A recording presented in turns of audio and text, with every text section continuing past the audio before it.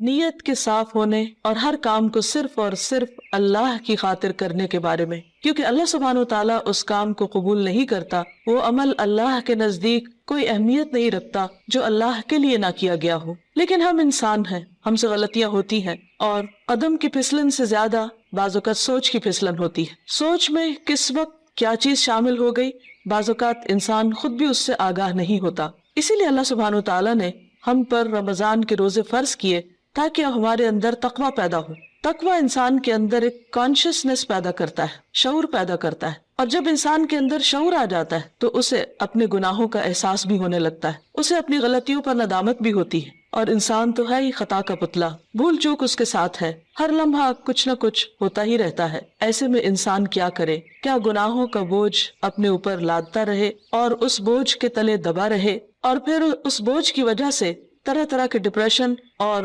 غم اور دکھ کا شکار رہے؟ نہیں، اللہ رب العزت واسع المغفرہ ہے، غفور الرحیم ہے، وہ اپنے بندوں کے گناہوں کو معاف کرتا ہے۔ رمضان کا مہینہ اس اعتبار سے ایک بہترین موقع ہے کہ ہم سب اپنے رب کی طرف رجوع کریں، انفرادی طور پر بھی اور اجتماعی طور پر بھی، اور اپنے گناہوں کی معافی مانگے۔ اللہ تعالیٰ کا وعدہ ہے کہ جو شخص سچے دل سے گناہوں کی معافی مانگے گا، اللہ تعالیٰ اس کو ضرور معاف کر دے گا، اور اللہ تعالیٰ کو معاف کرنے میں کچھ مشکل نہیں۔ قرآن مجید میں اللہ تعالیٰ فرماتے ہیں، قُلْ يَا عِبَادِيَ الَّذِينَ أَسْرَفُوا عَلَىٰ أَنفُسِهِمْ لَا تَقْنَطُوا مِن رَحْمَةِ اللَّهِ إِنَّ اللَّهَ يَغْفِرُ الذُّنُوبَ جَمِيعًا۔ آپ کہہ دیجئے کہ اے میرے بندو جنہوں نے اپنی جانوں پر زیادتی کی ہے، جنہوں نے خود پر ظلم کیا ہے، لا تقنطوا من رحمت اللہ، اللہ کی رحمت سے مایوس نہ ہو جاؤ، بے شک اللہ سارے گناہ معاف کر سکتا ہے۔ اللہ تعالیٰ کے لیے کچھ بھی مشکل نہیں۔ ضرورت اس بات کی ہے کہ بندہ سچے دل کے ساتھ، پورے اخلاص کے ساتھ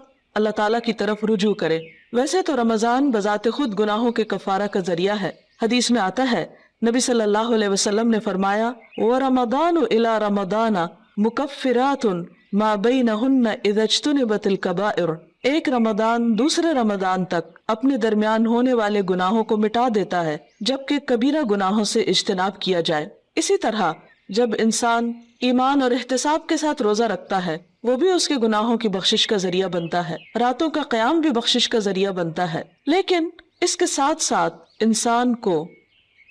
پورے شعور کے ساتھ، پورے احساس کے ساتھ خود اللہ کی طرف رجوع کرنا چاہیے اور اپنے گناہوں کی معافی مانگنی چاہیے، خصوصاً کبیرہ گناہ، ان کے لیے معافی مانگنا ضروری ہے۔ اللہ تعالیٰ سے توبہ کرنے کا ایک طریقہ بھی بتایا گیا، اور وہ یہ کہ انسان اپنے گناہوں پر نادم ہو، شرمندہ ہو، ان کا اعتراف کرے، ان کو مانے، اور پھر آئندہ نہ کرنے کا وعدہ کرے، اور پھر اپنی زندگی کی اصلاح کر لے۔ انسان کی انسانیت اسی میں ہے کہ وہ اللہ تعالیٰ کی طرف رجوع کر لے اور گناہوں کا اعتراف کرے۔ انسان اور شیطان میں یہی فرق ہے۔ شیطان نے جب انسان کو یعنی آدم علیہ السلام کو سجدہ کرنے سے انکار کیا تو اس کے بعد جب اس سے پوچھا گیا کہ ما منعک الا تسجد اذ امرتک، اللہ تعالیٰ نے فرمایا کہ تمہیں کس چیز نے روکا تھا کہ تم سجدہ کرتے جبکہ میں نے تمہیں حکم دیا تھا، تو اس پر بجائے اس کے کہ وہ نادم ہوتا، اپنی غلطی کا اعتراف کرتا، وہ اکڑ گیا اور اللہ سبحانہ وتعالیٰ کو بلیم کرنے لگا۔ اس کے برعکس آدم علیہ السلام سے جب خطا ہوئی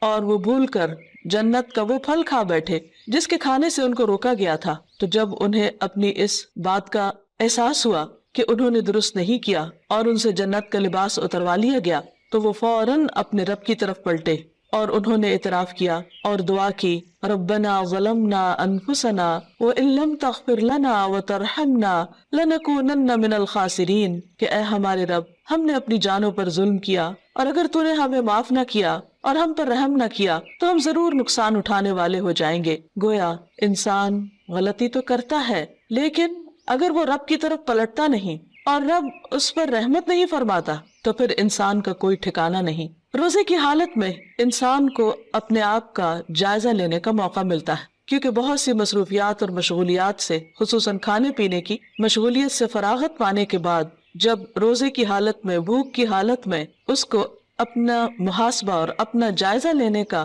موقع ملتا ہے تو اپنی چھوٹی بڑی بہت سی خطائیں، بہت سی غلطیاں یاد آنے لگتی ہیں۔ ایسے میں انسان کا کام یہ ہے کہ انسان اپنی ہر غلطی پر اللہ تعالیٰ سے توبہ کرے اور دن میں کثرت کے ساتھ استغفار کرتا رہے، اللہ سبحانہ و تعالیٰ کی طرف رجوع کرتا رہے۔ خاص طور پر روزے کی افطاری کے وقت اور پھر سحری کے وقت، کیونکہ سحری کا وقت توبہ استغفار کا وقت ہے۔ قرآن مجید میں اللہ تعالیٰ اپنے بندوں کی خصوصیت بیان کرتے ہیں، وَبِالْأَسْحَارِ هُمْ يَسْتَغْفِرُونَ، اور سحری کے وقت وہ استغفار کرتے ہیں۔ سحری کے وقت یا تو سحری کی تیاری ہو رہی ہوتی ہے یا پھر انسان اس وقت کچھ کھا پی رہا ہوتا ہے، لیکن کچھ نہ کچھ وقت، خواہ وہ کام کاج کے دوران ہی کیوں نہ ہو، ضرور ایسا نکالنا چاہیے کہ جس میں انسان شعوری طور پر اللہ تعالیٰ سے توبہ کرے، کیونکہ اللہ تعالیٰ اس وقت اپنے بندوں کی طرف خاص طور پر توجہ فرماتا ہے۔ حدیث میں آتا ہے، ينزل اللہ تعالی الى السماء الدنیا كل ليلة لنصف الليل الآخر او لثلث الليل الآخر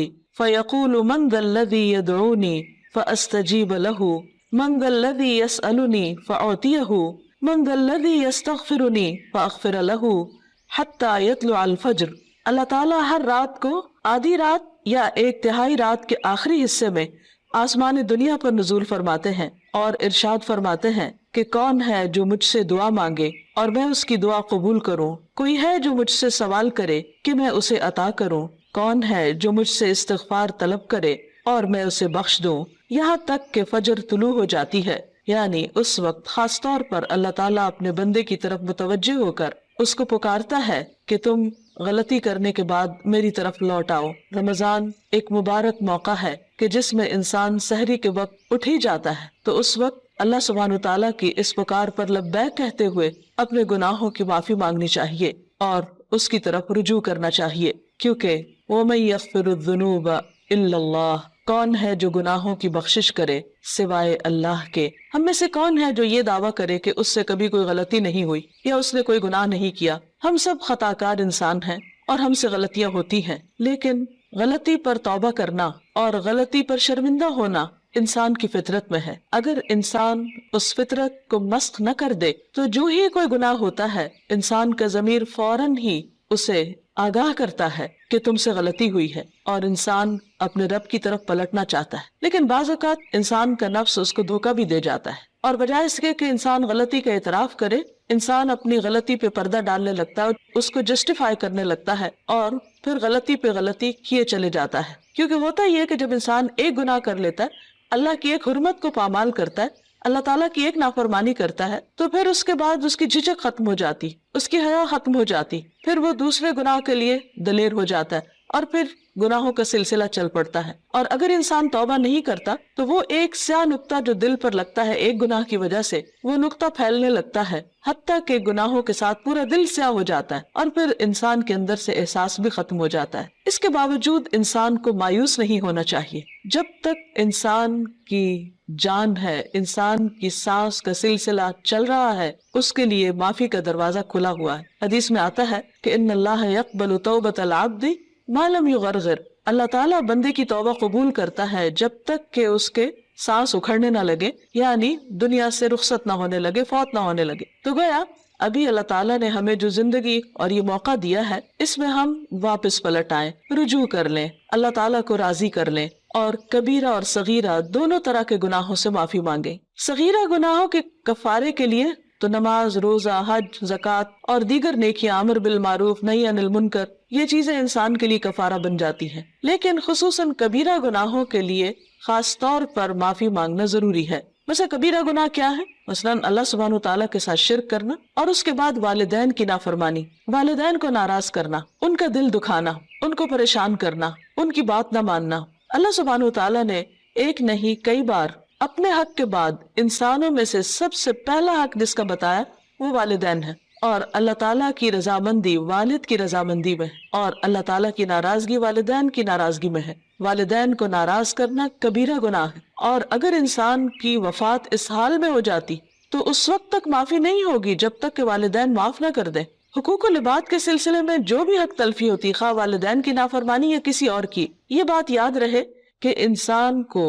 اس وقت صرف اللہ تعالیٰ سے ہی نہیں، بندوں سے بھی معافی مانگنی ہوگی، یعنی بندوں کو بھی راضی کرنا ہوگا۔ والدین کے بعد باقی رشتہ دار، دوست احباب اور انسانوں میں سے کسی انسان پر بھی اگر کوئی ظلم یا زیادتی ہوئی ہو تو اس کے لیے توبہ استغفار اور اس کے ساتھ ساتھ اس بندے سے معافی مانگنا بھی ضروری ہے۔ اسی طرح زبان کے بہت سے گناہ کبیرہ گناہ ہیں، مثلاً جھوٹ بولنا۔ اسی طرح غیبت، اور غیبت کیا ہے؟ کسی مسلمان بھائی کی پیٹھ پیچھے اس کی برائی کرنا، کسی پہ جھوٹا الزام لگانا، کسی کو تانا دینا، کسی کے بارے میں بدگمانی کرنا، کسی کا مذاق اڑانا، نقلیں اتارنا، یہ سب دوسروں کا دل توڑنے والی باتیں، یہ تہذیب کے دائرے سے نکلی ہوئی حرکتیں، اور ہمارا دین ان چیزوں کی قطعاً ہمیں اجازت نہیں دیتا۔ کسی کے ساتھ اختلاف کا ہو جانا، کسی کی بات کو ناپسند کرنا، یہ ہر انسان کا حق ہے، لیکن یہ سب کچھ دلیل کی بنا پر ہونا چاہیے، محض جذبات کی بنا پر نہیں، کہ ہم اگر کسی سے اختلاف کرتے ہیں تو پھر ہم اپنے لیے اس بات کو جائز کر لیں کہ جیسے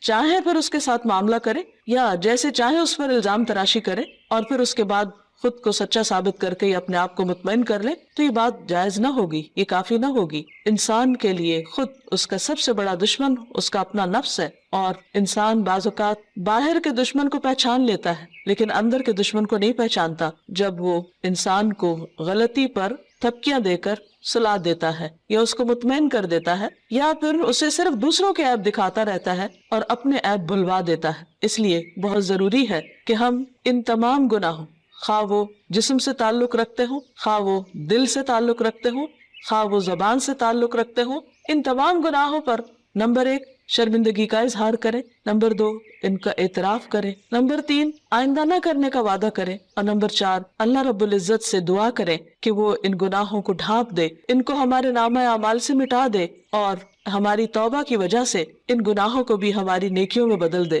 کیونکہ اللہ تعالیٰ کے لیے کچھ بھی مشکل نہیں۔ قرآن مجید میں آتا ہے وَهُوَ الَّذِي يَقْبَلُ التَّوْبَةَ عَنْ عِبَادِهِ، وہ اللہ ہی تو ہے جو بندوں سے توبہ قبول کرتا ہے اور اس کو پسند کرتا ہے کہ بندے اللہ کی طرف رجوع کریں۔ وَيَعْفُو عَنِ السَّيِّئَاتِ، اور وہ خطاؤں سے یعنی صغیرہ گناہوں سے درگزر کرتا ہے۔ وَيَعْلَمُ مَا تَفْعَلُونَ، اور وہ جانتا ہے جو کچھ بھی تم کرتے ہو، یعنی ہمارا کوئی بھی عمل خواہ وہ چھوٹا ہو یا بڑا، تنہائی میں کیا ہو یا سب کے سامنے، اللہ سے تو چھپا ہوا نہیں، پھر اس کے فرشتے لکھ بھی رہے ہیں۔ اس لیے بہت ضروری ہے کہ اللہ کے حضور حاضر ہونے سے پہلے ہی ہم اپنے ان گناہوں کو اپنے نامہ اعمال سے اپنے آنسوؤں کے ساتھ دھو ڈالیں، اور عجز و انکساری کے ساتھ اللہ کے حضور جھکیں، اور زبان سے بھی استغفار کرتے رہیں، اور اس کے لیے خاص طور پر استغفر اللہ، اللہم اغفر لی اور استغفار کی دیگر دعائیں پڑھنا بھی فائدہ مند ہے۔ اللہ تعالی ہمیں عمل کی توفیق عطا فرمائے۔